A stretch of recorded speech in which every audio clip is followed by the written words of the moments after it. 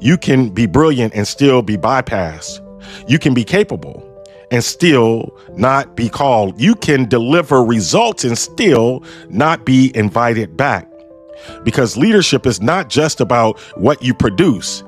It is about who trusts you.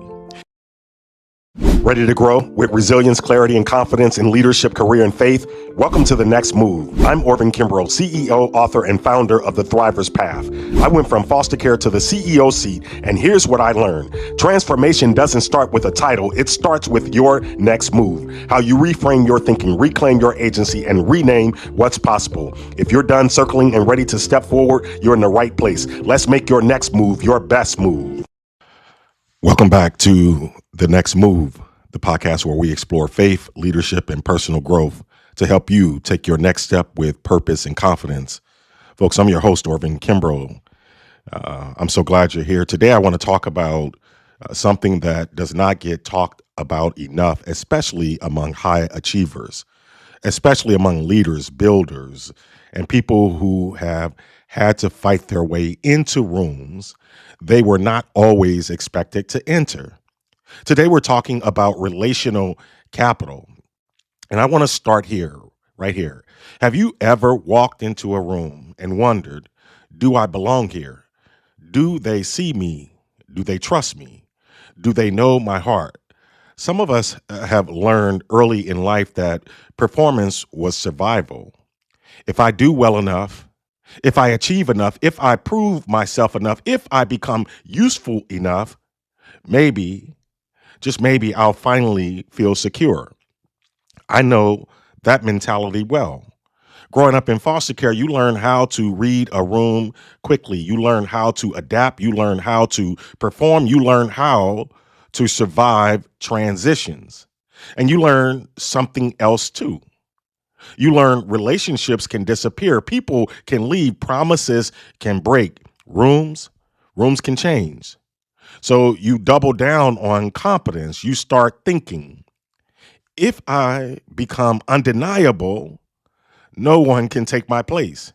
If I produce enough, no one can question my value. If I keep achieving, maybe I will finally feel safe. But here's what I learned later in boardrooms, in banking, in community work, and in leadership. Competence gets you hired. Character gets you trusted. Relationships gets you sustained. Did you catch that? Competence gets you hired. Character gets you trusted. Relationships get you sustained. You can be brilliant and still be bypassed. You can be capable and still not be called. You can deliver results and still not be invited back. Because leadership is not just about what you produce. It is about who trusts you. It is about what your name means when you are not in the room. It is about whether people believe your heart, whether they believe your heart, not just your strategy. Folks, and that is relational capital. Scripture gives us language for this. In Proverbs 22:1 says, a good name is more what? More desirable than great riches. To be esteemed is better than silver or gold. That is not just a nice saying, folks, that's wisdom. In biblical times, your name was not merely a label. Your name represented your reputation. Your name, well, it represented your integrity. Your name represented your character, your covenant with the community. Your name, folks, your name was currency, not silver, not gold, trust. And I believe that still matters today, maybe now more than ever, because we live in a world that often celebrates visibility more than credibility. Boy, I hope you got that. A world that rewards speed, a world that rewards performance, platform, and polish. But Scripture reminds us that a good name is still better than great riches. Not because money does not matter. I'm a banker. Money matters. Resources matter. Access matters. Capital matters. But financial capital without relational capital is fragile. You can have money and still be isolated. You can have a title and still not be trusted. You can have influence and still lack covenant. But when your name carries trust, your life carries weight. When your name carries integrity, your leadership carries authority. When your name carries humility and service, doors can open that credentials alone could never open. And here is what I have seen in my own journey from foster care to CEO. When I entered banking, I did not have the pedigree most people expected. Folks, I didn't grow up in that world. I didn't inherit a network of financial insiders. I did not come from generations of capital. I did not have every credential some people might have expected. What I had were relationships, mentors who believed in me before I fully believed in myself, board members who saw character before credentials, team members who trusted my heart before they understood my strategy. Oh, that was so good. Community leaders. I had community leaders. I had community leaders who opened doors not because I had all of the answers, but because they believed I cared about the right things. That was not accidental. That was relational capital built over time through consistency, through humility, through service, honesty, and faithfulness. And here is something we don't say enough. Relational capital compounds. Relational capital compounds. Relational capital compounds. Just like money, every conversation matters. Every moment of integrity matters. Every time you choose honesty over convenience matters. Every time you keep your word when it would be easier not to matters. Every time you give without expecting something back matters. Every time you show up for someone who cannot do anything for you matters, because someone is always forming an impression of your name. And God is always watching how we steward people. That is very, very important. People are not stepping stones. People are not platforms. People are not transactions. People are image bearers. They are made in the image of God. So how we treat people is not merely a leadership strategy. It is a spiritual matter. It is a stewardship matter.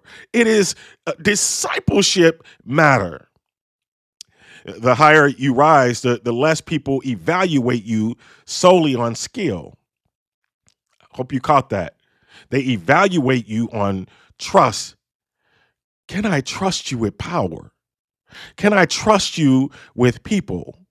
Can I trust you with influence? Can I trust you when you are tired? Can I trust you when the room changes? Can I trust you when there is nothing immediate in it for you? That is relational wealth. In the Thriver's Path, we talk about rising together. No one rises alone. That is not a motivational phrase.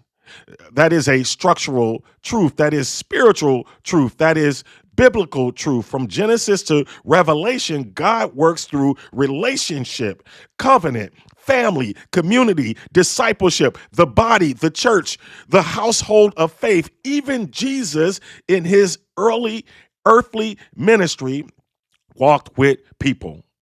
He walked with people he called disciples. He ate at tables. He restored the broken. He saw the overlooked. He touched the untouchable. He built relationships not as a side activity, but as central to the mission. So when we talk about relational capital, we are not just talking about networking.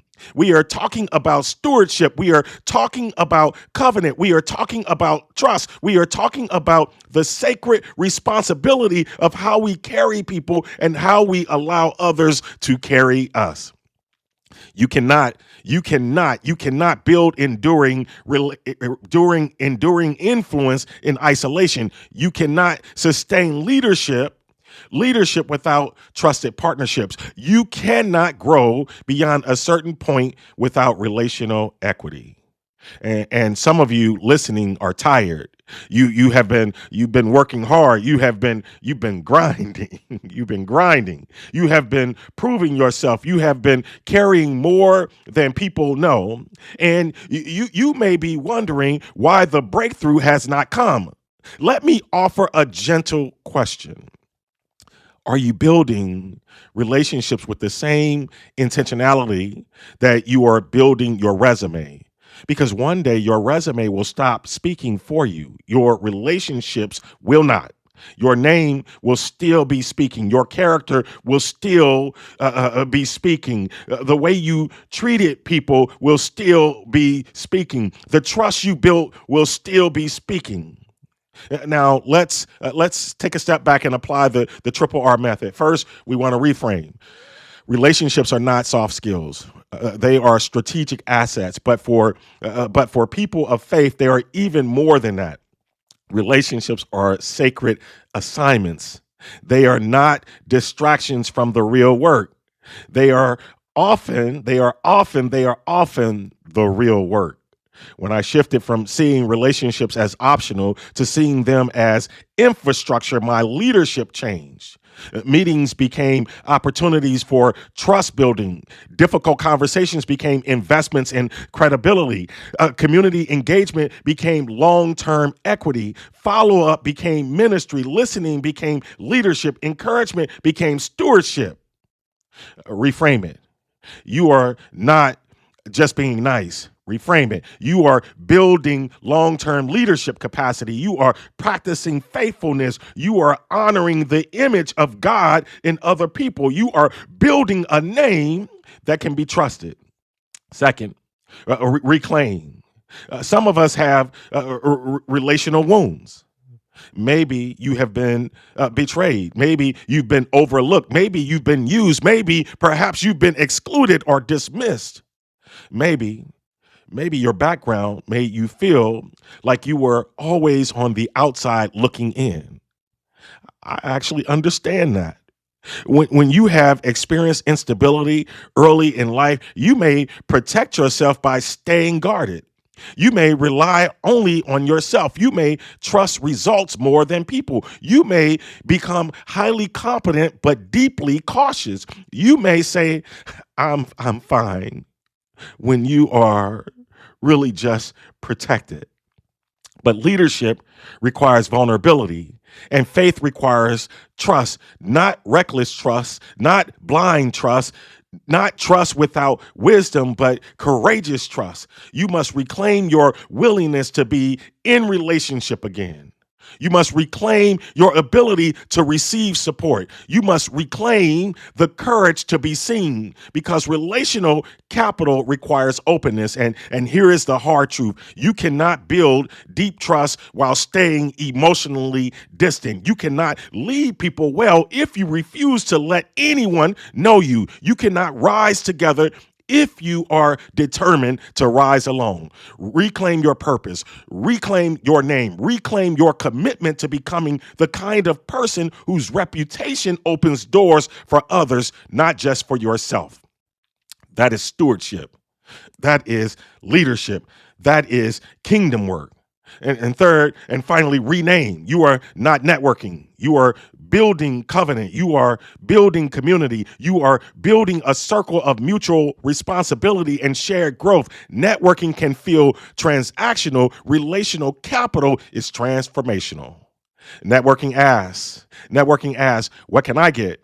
Relational capital as how can we grow? How can I serve? How can I steward this relationship well? How can I help this person become who God has called them to become? Rename it in your mind. You are not collecting contacts. You are cultivating trust. You are climbing. You are not climbing alone. You are rising together.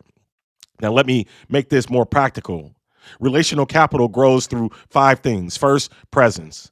Show up consistently, not only when it is convenient, not only when you need something, not only when the lights are on. Presence says, you matter enough for me to be here.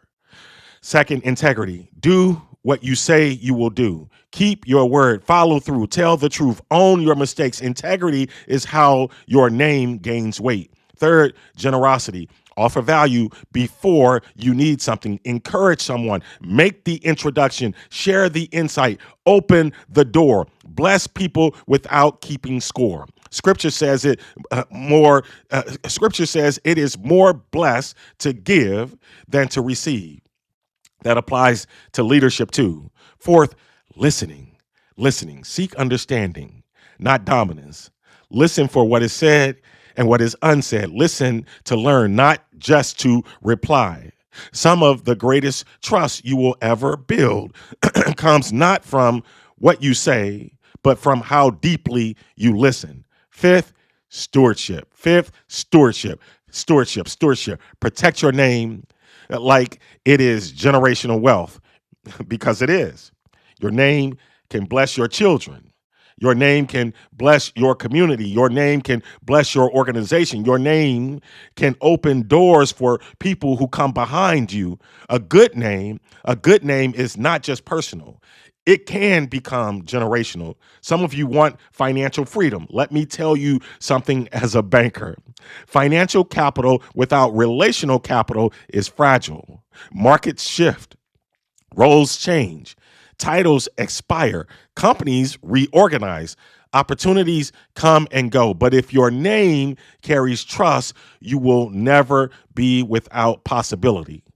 I have watched people lose positions and gain influence.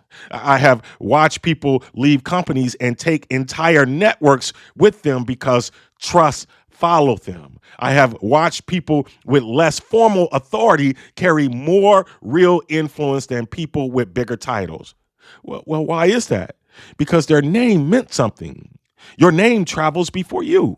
Your name lingers after you. Your name speaks when you are silent. What is it saying? That it is not a question for guilt. That is not a question for guilt. That is a question for growth. That is a question for reflection. That is a question for prayer. Lord, what does my name mean in the rooms I have been called to serve?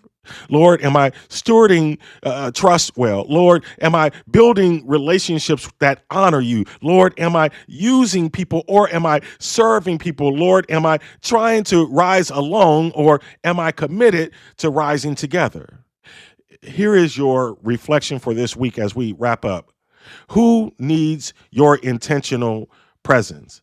Not because they can advance you, not because they are powerful, not because it is strategic in the short term, but because investing in them aligns with who you are becoming. Who needs a call from you? Who needs encouragement? Who needs forgiveness? Who needs an open door? Who needs your wisdom? Who needs your advocacy? Who needs to know that they are not alone?